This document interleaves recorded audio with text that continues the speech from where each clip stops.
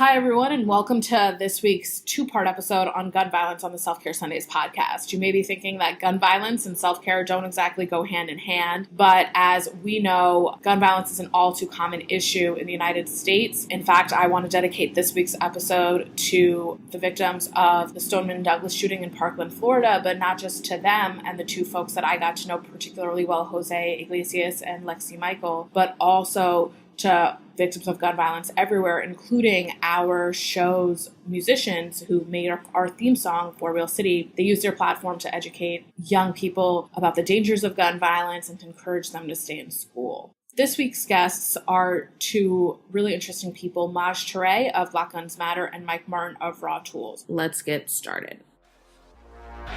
Four Wheel City, Self-Care Sunday. Yo. I'm like self-care on Sundays with a day off on Monday. Private jet on the runway, taking off, going one way to the top. Whoa. Who said the sky is the limit when I'm high is my vision? On Facebook Live, going live in a minute. Don't mind me, I'm just minding my business. Breaking news, doing interviews, but it's not about me, I'm doing this for you. Matter of fact, no, I'm doing this for proof that a self-care Sundays and dreams come true. Really do. Hi, everyone, and welcome to this week's two-part episode on gun violence on the Self-Care Sundays podcast. We're excited to talk with two guests today, Maj Toure of Black Guns Matter and Mike Martin of RAWTools. We have Mike with us right now. Maj's episode is also available everywhere Self-Care Sundays is streaming. Before we get started with Mike, I wanted to ask for your help supporting the podcast via Patreon and Radio Public. Patreon allows supporters of the show to donate a monthly amount to help with our costs, including monthly maintenance fees and paying our audio engineer. If you'd like to help us out, please check out patreon.com/Self-Care Sundays podcast. That's patreon.com/Self-Care Sundays podcast. We also recommend downloading the Radio Public app available on iOS and Android to listen to millions of shows for free, including Self-Care Sundays with no account necessary. Thank you for supporting the show. It's the generosity of our listeners that helps this information be accessible to so many people in the first place. Let's get started. Mike, can you tell our listeners a little bit about your work with organizations like RAWTools to lay some framework for our interview? Yeah, so RAWTools started after the Sandy Hook shooting. And what we do is we take guns and turn them into garden tools, other artistic pieces, functional pieces of art. And we use those to introduce people to nonviolent conflict resolutions. So that could be restorative justice. It could be a circle process and listening skills. It could be bystander intervention, where if you're just walking down the street, we start doing workshops where we try and help you have tools to help de-escalate situations, and then also focus on neighborhood development so we can get to know our neighbors a little bit better to stop confrontations before they turn violent. That sounds like really important work. Where are you based? Where is RAWTools based? We're out of Colorado Springs, Colorado, and we usually travel around the country out of state about once a month. So we've done a lot. We've been coast to coast, basically. Could you talk us through your typical day and kind of where and how self-care plays a role for you?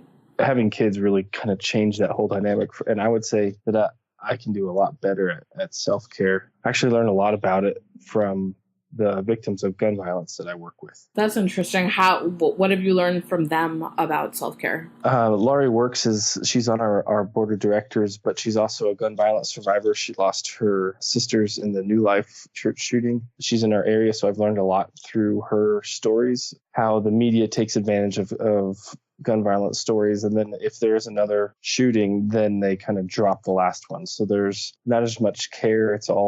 They're also victims of the news cycle. So seeing what they go through and the kind of extra steps that they have to take to make sure that they're taking care of themselves and dealing with the trauma that they have to manage every day. She teaches a resilience yoga. I haven't done any yoga, but her main practice in the beginning of that is being present, and that is something that I continually struggle with, that I have a lot of things going on in my head and I have to intentionally make effort to be present with wherever I'm at throughout the day. And I think that was probably one of the biggest lessons I've learned from her and other gun violence victims as well, is trying to be present and not lost in whatever else is going on in your head. Yeah. Have you found, I know I've spoken to some parents on the podcast who will end up doing kind of things for self-care with their kids. So because just of the time that it'll end up being like, we're all going to meditate together, or we're all going to cook together. Do you feel like as a parent, you end up doing things with your kids that kind of help you in terms of being generative? I haven't gotten to that stage yet. We do have certain times during the day where we so I have a 4-year-old and a 1-year-old, and the 4-year-old is almost to a spot where he could probably do that. But the best way we've been able to handle self-care with him is having a quiet time, a designated quiet time for him. And so it's like this hour during the day where everybody just has to be quiet and everybody has to slow down. Yeah. And I mean, I don't know if he can express if that helps him or not. Like, he wants to get out of it really soon. Like, after a half hour, he's ready to be done. But teaching ourselves to just take a break in the middle of the day, as well as himself saying, like, look, you can't just be 100% all the time. I know you're a kid, but we need to learn how to slow down a little bit too. Yeah. And sitting in silence is really challenging. Like, sitting and not kind of being active is hard, especially probably less for your son, maybe more for you. But in like our social media age, it's just like constant information all the time. It's hard to sit quiet. Right. Yeah. And social media has been really hard for me too, to set aside and put away, since I'm the only staff with my organization and we have to kind of maintain a presence there. I have to be really diligent of putting the phone away at certain times of the day when I'm home, or even while I'm working, to stay off of it so I can focus on the other tasks that I need to do. Yeah. How do you feel like your identity as a Christian man and as a white man informed your path to founding RAWTools and your passion for restorative justice? Oh, man, I think I wasn't so aware of that identity at the time I started RAWTools, and I am much more aware of it now. So I think that starting RAWTools was an avenue for me to figure out what role my straight white male Christian identity plays in this world, and how much privilege I have, that if I didn't have that identity, it would probably been a lot harder for me. I don't know anybody who's been directly affected by gun violence at the time I started RAWTools. I think I was pretty sheltered growing up, so I really wasn't connected. And so when Columbine happened, I was in high school. That was kind of my first experience with gun violence. And even then I felt detached and like it didn't really touch me. And then when I go to college, I find out that some of my classmates were there or knew somebody who was there. So I started to get a little bit more connected. My faith background is in the Anabaptist tradition. So Mennonites, everybody thinks Amish when I say that, but that's not Mennonites. So though you are a blacksmith. I learned how to blacksmith. I'm just teasing you. Yeah, right. Yeah. No, I get that too. It's so I guess I could work on a horse and buggy. Maybe don't be teasing. I didn't mean to interrupt you. No, yeah. The Anabaptist tradition kind of has this peace tradition about it. This nonviolence is a big part of that faith background. So that was the primary driving force in starting RAWTools. After Sandy Hook, kind of when nothing was really ever getting done as far as legislation, there weren't any dramatic changes being made. And so it was kind of an opportunity to say, we can't let this happen anymore. We need to do something about it. And so Sandy Hook was the one that pushed us over the edge. And at a time when we were starting able to make connections so we could learn how to blacksmith to do this and then move forward and see what it would grow into. But being a straight white male, it's easy. And I'm also 220 pounds, almost 6 foot. And I just got my first tattoo. So it's easy for me to walk down a street and not feel like anybody's going to take advantage of me. I'm not an easy target on first glance. So that has played a role in this too, is if I go into a room and I'm speaking to a bunch of single mothers saying, if I can't have a concealed carry gun, what am I supposed to do? I can't get into their situation, but I can say, look, I understand where you're coming from in that I'm not you. And it's easier for me to pick up these practices, I feel, in our current context than others. But let's look at the options that are before you. So you kind of just alluded to it, but I would like to dig deeper, that you said that you became more aware of your privilege as you started RAWTools. And I'm wondering what that journey has been like for you. Has it been challenging? Was there some initial resistance to it? How have people responded to you doing this work, which you just talked about a little bit, but if you could just talk more about kind of that journey, because I think for our listeners and for just people broadly, it's really hard when you're confronted with your privilege. A lot of people have very negative reactions to it and shut down, as opposed to what it sounds like you're trying to do, which is like lean into it and have uncomfortable conversations and kind of work your way through it. Yeah, I'm at least on a person-to-person or small group level For whatever reason, I like talking through awkward conversations. It's a ton of, so we do a lot of events where gun violence victims share their stories as a part of a Christian worship experience. And then when they're done, they're invited to the anvil to hit on the barrel of a gun. And time again, it's a lot of women who are doing that, who are affected by that. But then I'm not saying that men aren't a part of this story of transforming our gun violence, but that women are very vocal and want to change that story, and women of color. So it was kind of right in my face. You can't ignore that people who don't look like me are affected by gun violence more than me. As far as person-to-person gun violence, there is a lot of white male suicide that is an issue now. Why do we create communities that is fostering things like that? So I can't ignore it. You can't talk about gun violence and not think about your identity that way. And I would imagine also with gender, it must also come up, given that like when you mentioned Columbine early on, and like the number of like 99% of mass shooters are men. A lot of them have a history of domestic violence. Yeah. Mm-hmm. And there's also, interestingly, with mass shootings, kind of just being clear, just like defining it as not someone who's like shot a bunch of people, but in like one instance does a lot of harm.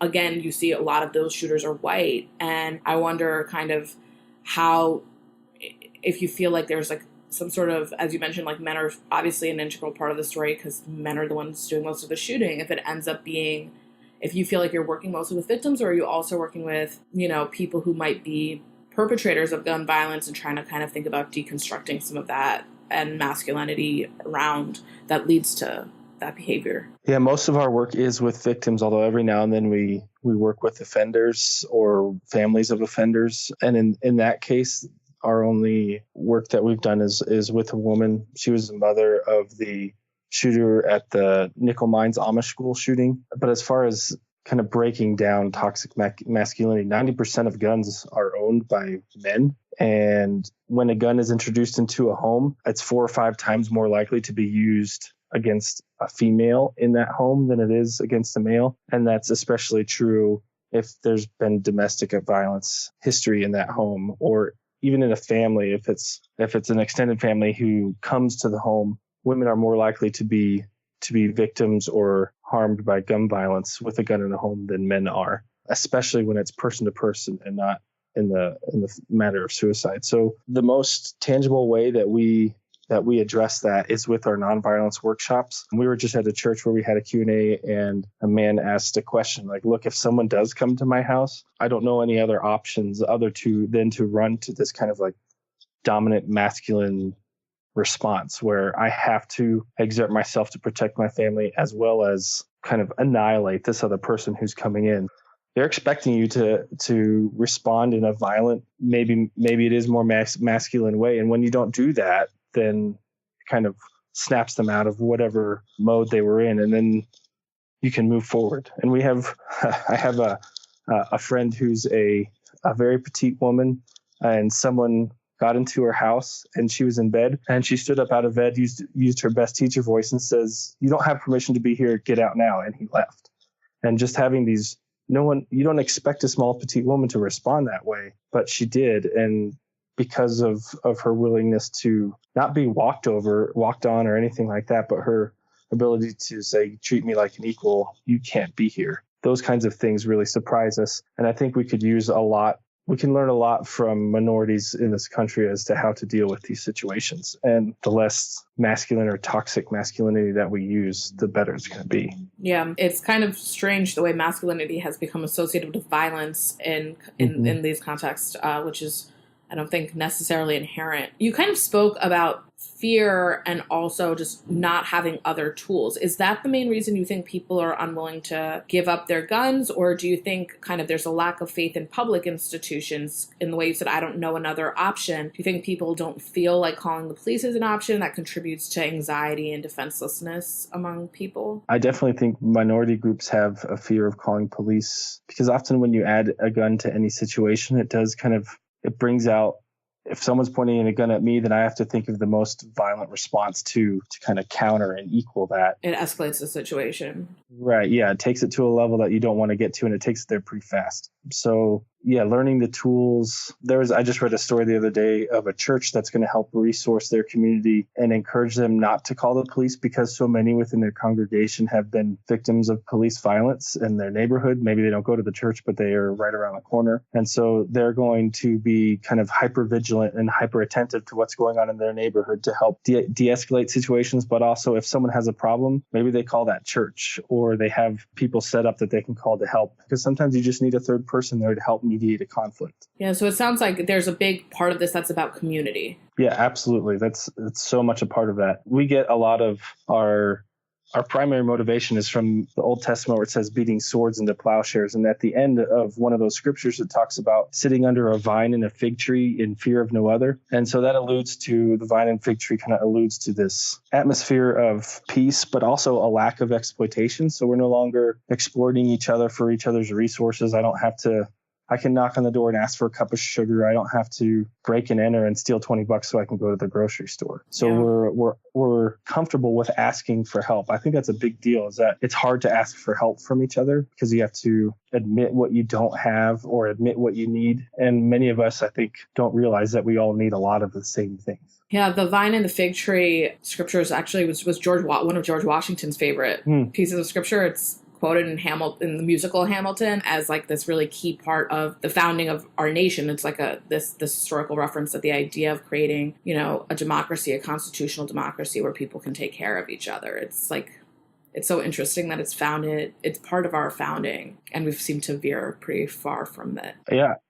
I've yet to see Hamilton, and I did not know that. So that's real. I'm going to have to go in. That's going to take up a lot of my time today. There's a song actually there. It's sung in one of the songs. If you just search the lyrics, you'll find it. Okay. Yeah. All right, yeah, it's like no, that's really good. As soon as you said it, I was like, every Hamilton fan is going to be like, oh my God. Yeah. Well, now, I wanted to see that movie, but that show. So now I really want to get to it. Yeah. But we use that scripture to talk about welcome each other with open arms instead of bearing arms. So it's interesting that when you talk about the Second Amendment and all the talk that's going around that. So I think it's really interesting because there's something really symbolic about RAWTools' mission of transforming a gun into a garden tool. So could you talk more about the idea of turning something destructive into something constructive and restorative justice? Yeah. So, and this has a lot to do with the self-care too, that what tools do we have in our life that give us life, and what are the ones that suck all of our energy away? And so for us, turning a gun into a garden tool, you can't make a giant plowshare. A lot of people don't even know what a plowshare is going to look like these days, especially the ones that were talked about in the Old Testament. So a garden tool is a perfect way, especially with a lot of the kind of urban gardening, and that movement is really taking off recently too. So, but also the tools that we make they're smaller hand tools. So if you're in your garden, you're usually on your knees, kind of in a position of prayer, or a traditional position of prayer anyway. So it kind of, when you're in the garden, there's a lot of quiet time often that you have to yourself, or maybe somebody else who's there with you. So it's taking us from a place of a gun that's kind of hyper individualistic to a place that in a garden where you're growing food to feed yourself, or maybe it's flowers to help kind of beautify your city or your community. And it's just this really neat way of transforming something that brings death, is designed for death, into something that is designed for giving life. So how many pounds of food are we growing instead of how many bullets are we shooting?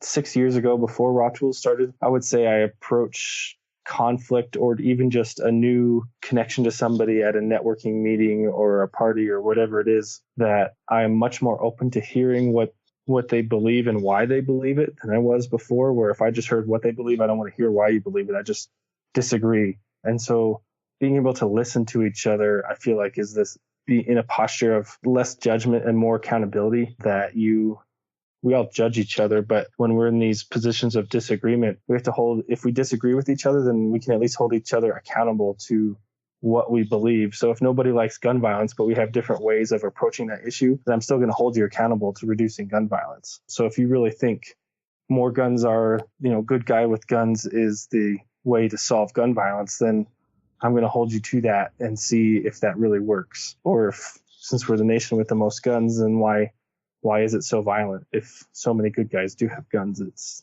still violent. So, but as far as restorative justice, that for me was introduced to me by gun violence victims. I knew of it. I heard a couple gun violence victims speak at some restorative justice conferences just before RAWTools started. But then after RAWTools started, I took some facilitator training and still need to do a lot more participation as kind of a community member in those restorative justice circles. But it's victim based. So if a victim doesn't want to sit down in a restorative justice conference with their offender, then it's not going to happen. That it's all about repairing a harm. And if the victim isn't ready to repair that harm, then we need to wait for their own timing. But the beauty of restorative justice is that it sees, especially from my Christian perspective, it sees God in everybody. And no matter if they're pointing a gun at you or no matter if they took your 3-year-old son, like this woman we've worked with a lot. 20 years ago, she lost her 3-year-old son to a drive-by shooting with other teens who are also kids, that 16 and younger, just trying to impress a local gang. They didn't know that they were going to kill a 3-year-old, but they did. And 20 years later, she was able to sit down with 2 of them and have that restorative conference with them. And it really sees that there's so many other dynamics that influence somebody's life that lead them to the decisions that they make.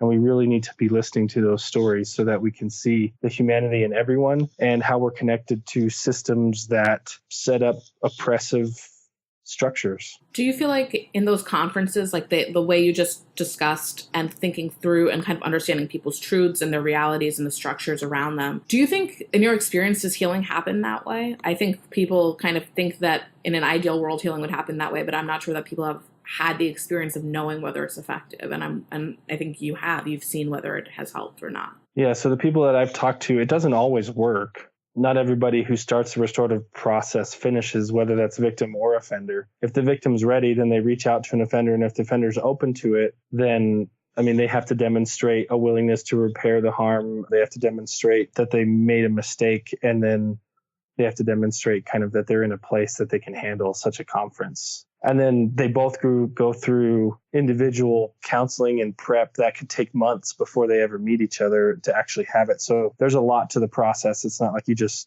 oh, this is a neat idea, and the next day you go into it. There's a lot of professional preparation that you need to go through, especially with the serious ones. And sometimes it's not appropriate to be sitting across the table from a violent sexual offender. There's instances where it's just not an option. They are developing possible surrogate programs where you sit down and have the process, but it's not with your offender. So there's different ways to go about this. And really those super serious ones, like when you lose a child, those are the ones, not everybody's going to be able to do that. And a lot of gun violence victims say that, that forgiveness or repairing harm, whatever language you want to use there, isn't for everyone. And if it is, everybody has their own timing. So some people can do that process days or months after it happens, and some people need decades before that happens. And neither one of those processes is wrong. But really, we want to focus on the harms that we can stop before they get to these life-altering traumatic situations. There's a lot of hopeful ways for us to not only deal with our interpersonal conflict, but also how that translate into the public systems that we've set up that can be oppressive. So it's interesting. You started talking in this answer about kids, and I think it's super interesting and promising to think that we can teach kids from a young age to kind of handle conflict and challenges differently than maybe we were taught, because then they don't have to unlearn and relearn. They can just learn in a way that's maybe more productive from the start. But there are still a lot of kids who grow up in communities with a lot of gun violence, and it's something that impacts kids in just alarming numbers. And as you said, your organization was founded after Sandy Hook. So I'm wondering, how do we have, do you have experience? Have you had the opportunity to have conversations about gun violence with young kids? And do you have suggestions for folks about how to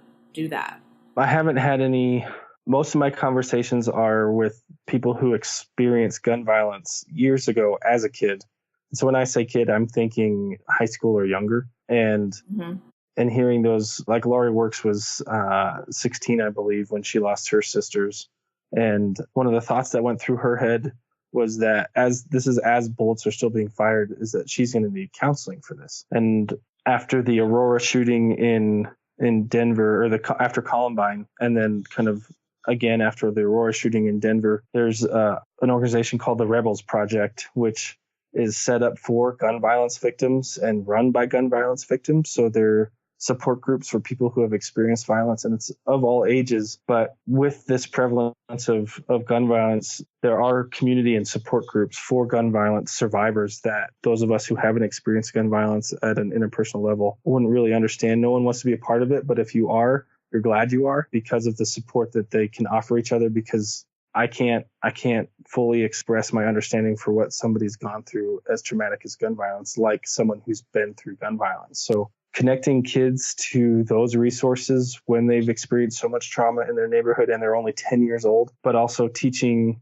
and being setting an example of it as adults, that counseling and therapy and whatever it is in your life that helps you with your problems, make that visible to your kids, that you can work through these things with other people, and you need to talk about it. I think that some of the biggest issues is just not talking about it, and being able to give that example to your kids with whatever problems you have in your family or with your friend group, to visibly work through the problems in front of kids, as appropriate, of course, but show them problem solving skills. I want to thank you for joining me today, and I want to thank our listeners for listening to another episode of Self-Care Sundays. Don't forget that we have another episode in this 2-part series available now as well. Before we wrap up here, I want to offer a special shout out to our patrons on Patreon. Their generosity makes our show possible and are a huge reason why you're hearing this episode today. We are especially grateful for the support of our super contributors, Vicky B, Reno J, Brady K, Bill S, and Embershot. If you'd like to hear your name at the end of our episodes, please check out patreon.com/Self-Care Sundays podcast. Again, that's patreon.com/Self-Care Sundays podcast. Also give us a follow on Twitter and Instagram at Self-Care Sundays, and on Facebook at Self-Care Sundays podcast. Mike,